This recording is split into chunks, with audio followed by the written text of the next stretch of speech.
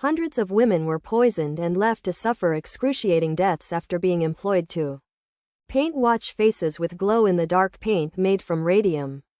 Their bodies literally glowing in the dark as they succumbed to the devastating effects of radium poisoning. But here's where it gets dark. The companies that hired them, including the United States Radium Corporation and the Waterbury Clock Company, knew the risks of radium exposure, and yet they still encouraged their female employees to moisten their brushes with their tongues, thereby ingesting small amounts of the toxic substance every day. The Radium Girls, as they would come to be known, were mostly young women, some as young as 15, who were drawn to the job because it paid well and was considered prestigious. But they had no idea that their new career would ultimately lead to their untimely and agonizing deaths.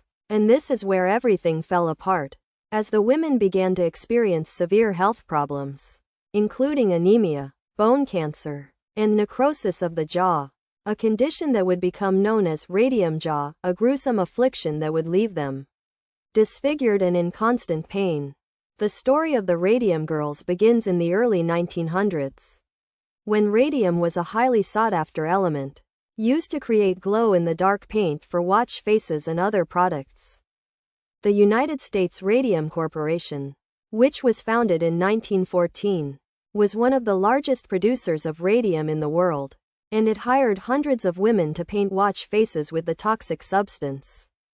The women were not provided with any protective gear, and they were encouraged to use their tongues to moisten their brushes, which meant that they were ingesting small amounts of radium every day.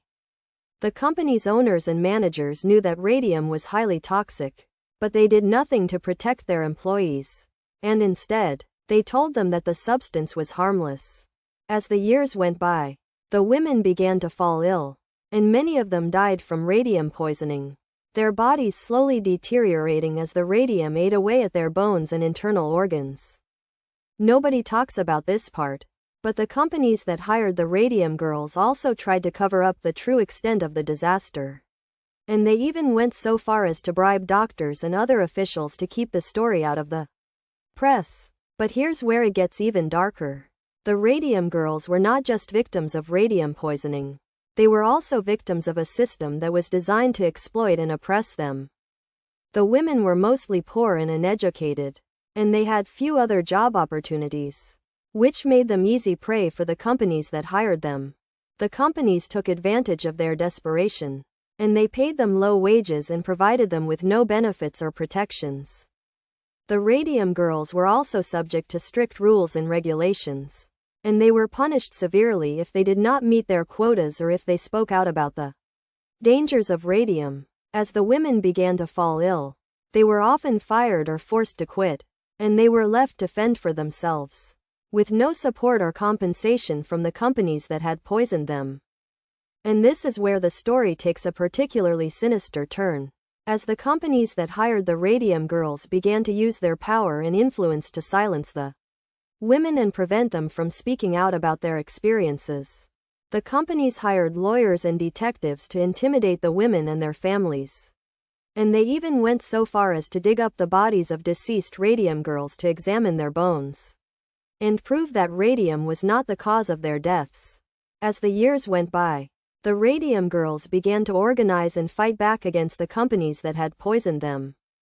In 1927, a group of 5 Radium Girls from Orange, New Jersey, sued the United States Radium Corporation for damages, and their case would become a landmark moment in the history of women's rights and industrial disasters. The women, who were all in their early 20s, had been hired by the company in 1917, and they had all fallen ill with radium poisoning.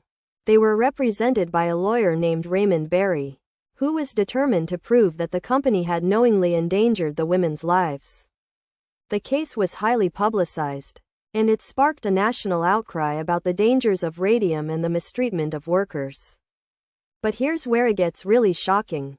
The company's lawyers used every trick in the book to try and discredit the women. And they even went so far as to claim that the women's illnesses were caused by syphilis, rather than radium poisoning. The women were subjected to humiliating and invasive medical examinations, and they were forced to testify in court about their experiences, which was a traumatic and painful process for them. And this is where everything comes to a head, as the case of the Radium girls reached its climax in 1928. The women had been fighting for justice for years, and they had finally gotten their day in court. The trial was a dramatic and intense affair, with the women testifying about their experiences and the company's lawyers trying to discredit them. In the end, the judge ruled in favor of the women, and the company was forced to pay them damages. The case was a major victory for the Radium girls, and it marked a turning point in the history of women's rights and industrial disasters.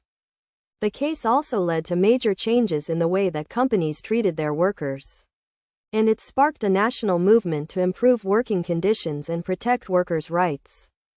But here's where it gets really sad. The Radium girls did not live to see the full impact of their courage and determination. Many of them died in the years that followed, their bodies weakened by radium poisoning and their lives cut short by the very substance that they had been hired to work with.